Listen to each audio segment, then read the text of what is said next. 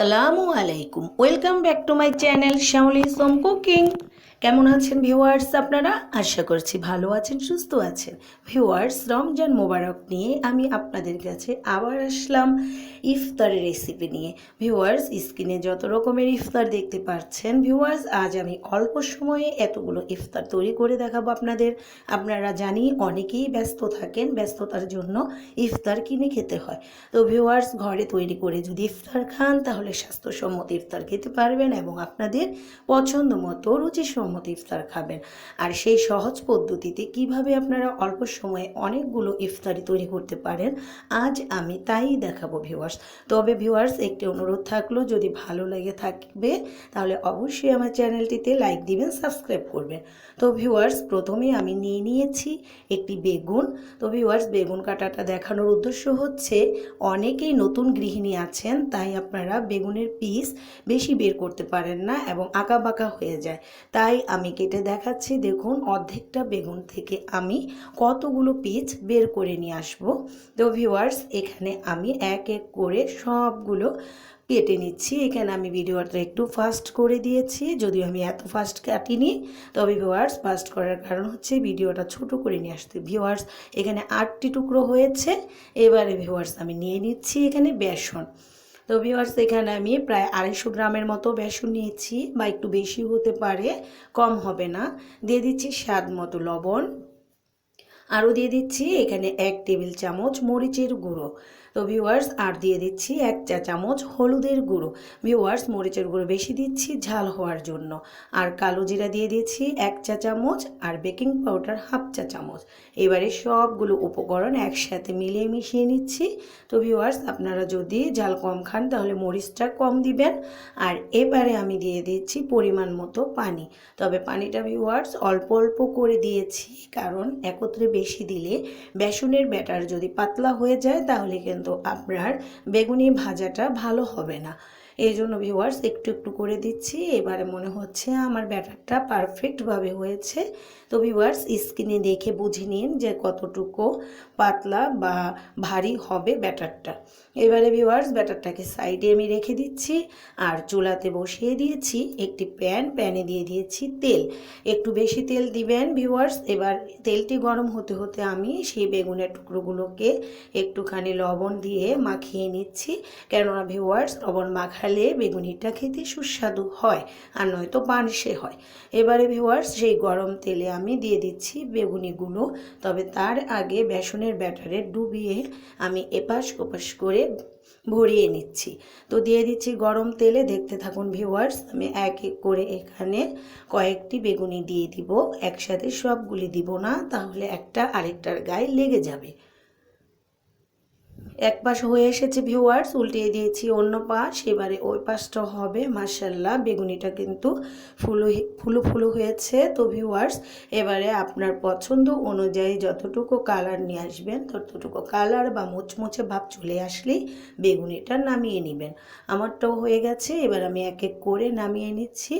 দেখুন ভিউয়ার্স, কেমন লাগছে।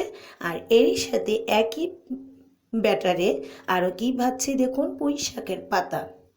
ছোট ছোট পাতাগুলো নিয়েছি ভিউয়ার্স। পাতাগুলোকে আমি বেসনে ডুবিয়ে গরম তেলে ছেড়ে দিচ্ছি। ভিউয়ার্স, এই পাতার পাকোড়াটা খেতে অসাধারণ।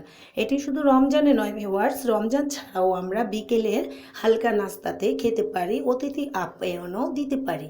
তো ভিউয়ার্স দেখুন, এটিও সুন্দরভাবে দুই পাশ যখন হয়ে মুচমুচে হয়ে যাবে তখনই আমি এটি নামিয়ে নেব। আর ভিউয়ার্স, আপনি যদি এই একই ইফতারে যদি কাউকে একটু অন্যরকম সুস্বাদু ভাব দিতে চান বা মজা দেখাতে চান তাহলে নিয়ে নিন মরিচ। কাঁচা মরিচটাকে বেসনে চুপ দিয়ে ভেজে নিন, আর আপনি অন্যকে খেতে দিন।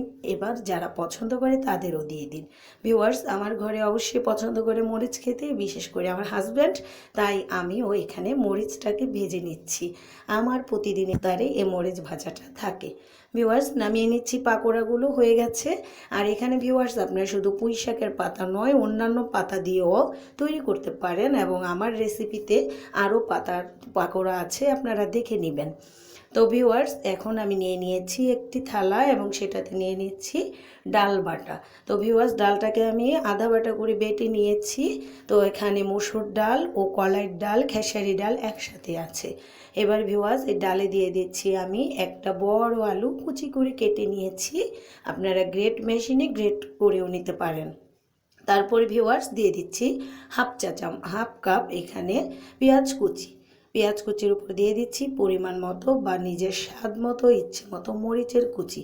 তো ভিউয়ার্স এরপর এখানে আমি দিয়ে দিচ্ছি স্বাদ মতো লবণ। এবার দিয়ে দিচ্ছি ভিউয়ার্স অনেকগুলো পুদিনা পাতা কুচি, কারণ আসলে পেঁয়াজিটা হবেই কিন্তু পুদিনা পাতার সাথে ডালের পেঁয়াজি। তো ভিউয়ার্স দিয়ে দিলাম এখানে 1 চা চামচ হলুদ গুঁড়ো আর 1 চা চামচ মরিচের গুঁড়ো। দিয়ে দিচ্ছি 1 চা চামচ কালো জিরা। অনেকেই আছেন ভিউয়ার্স কালো জিরাটা পছন্দ করেন না, তো আমি কিন্তু অনেক পছন্দ করি এবং এটি উপকারও বটে, তাই এখানে দিয়ে দিয়েছি। এবার আমি হাতের সাহায্যে সবগুলো উপকরণ একসাথে মাখিয়ে নিব। তবে তার আগে উপরের উপকরণগুলোকে প্রথমে একটু ভালোভাবে মতে নিব। তারপরে ভিউয়ার্স একসাথে সবটাকে ময়ান করে নিচ্ছি। দেখুন ময়ান করে ভিউয়ার্স এটিকে আমি পাশে রেখে দেব। হয়ে গেছে ভিউয়ার্স ময়ান করা। এবার এটিকে পাশে রেখে দিচ্ছি আর একইভাবে চুলাতে বসিয়ে দিয়েছি প্যানে দিয়ে দিয়েছি গরম তেল। এবার ভিউয়ার্স এই তেলের মধ্যে আমি পেঁয়াজিগুলোকে দিয়ে দিচ্ছি।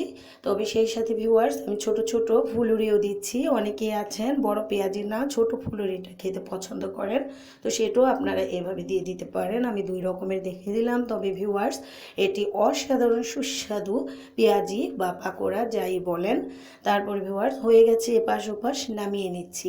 তবে কেউ যদি এই ফুলুরিটাই শুধু ভেজে খেতে চান তাহলে 1 চা চামচ কর্নফ্লাওয়ার দিয়ে নিলে বেশি ভালো হয়। তারপরে ভিউয়ার্স আমি আরও বানাবো এখানে চপ। তো ভিউয়ার্স আমরা সচরাচর আলু ভর্তা করে এরকমভাবে নিয়ে বেসনে ডুবিয়ে আলু চপ তৈরি করি।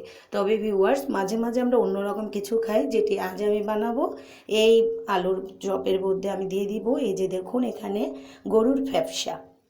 গরুর ফ্যাপসাটাকে আমি বুনা করে রান্না করেছি আর সেখান থেকে কয়েক পিস উঠিয়ে নিয়ে এখানে আলুর ভিতরে দিয়ে দিচ্ছি। দেখুন দিয়ে আমি সম্পূর্ণ ফ্যাপসাটাকে ঢেকে দিলাম। এবার এক এক করে সবটাতে আমি দিয়ে দিচ্ছি। হয়ে গেছে ভিউয়ার সবটাতে ফ্যাপসা দেয়া। এবারে বেসনের মধ্যে চুপ দিব, দিয়ে আমি গরম তেলে দিয়ে এটি ভেজে নিব সচরাচর স্বাভাবিক আলুর চপের মতো। একটি পাশ হয়ে আসলে ভিউয়ার্স আরও একটি পাশ উল্টে দিব। তো ভিউয়ার্স এভাবে শুধু ফ্যাপসা নয়, আপনার এইখানে চিকেন দিতে পারেন, ডিম দিতে পারেন বা অন্যান্য আপনার যা ইচ্ছা গরুর কলিজি সবটাই দিয়ে আপনারা এরকম বিভিন্ন রকমের চপ খেতে পারেন। আর এটিও কিন্তু শুধু রমজানে নয়, আমরা বিকেলে নাস্তা হিসেবেও খেতে পারি। তো ভিউয়ার্স দেখা যাচ্ছে আমার এপাশ ওপাশ হয়ে যাচ্ছে, তাই আমি এটিকে এখন নামিয়ে নিব। ভিউয়ার্স দেখুন অল্প সময়ে কিন্তু আমরা কতটা ইফতার তৈরি করতে পারছি। একই প্যানে একসাথে যতগুলো চপ হয়েছে বড় ফ্যামিলির জন্য যথেষ্ট, ছোট ফ্যামিলি হলে তো আরও কম লাগবে। তারপরে ভিউয়ার্স আমাদের শেষ মুহূর্তে আমাদের আরও যে একটা রেসিপি প্রয়োজন তা হচ্ছে বুট।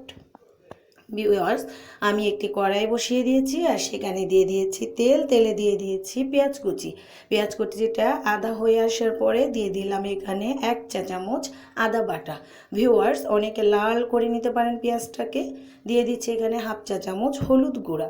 তারপর ভিউয়ার্স একটুখানি পানি দিয়ে কষিয়ে নিচ্ছি। দিয়ে দিচ্ছি স্বাদ মতো লবণ আর লবণের সাথে একটু নেড়ে চেড়ে নিয়ে ভিউয়ার্স এখানে দিয়ে দিব মরিচ কুচিটা ভিউয়ার্স আপনার ইচ্ছা মতো ঝালের উপর ভিত্তি করবে। তারপর দিয়ে দিচ্ছি এখানে সেদ্ধ করা আনাম আলুটাকে হাত দিয়ে ভেঙে ভিউয়ার্স এটাই হচ্ছে অল্প সময়ে বেশি ইফতারের সুবিধা। দেখুন শর্টকাটে আমি এক এক করে কত রকমের ইফতার তৈরি করলাম। সত্যি ভিউয়ার্স আমার খুব একটা সময় লাগেনি। এবারে ভিউয়ার্স বুটটাকেও দিয়ে একসাথে নেড়ে চেড়ে আমি ঢেকে দেব কিছুক্ষণের জন্য, কারণ একটু ভাপ পাইয়ে নিলে বুটটা একে অপরের সাথে খুব ভালোভাবে মিশ হয়।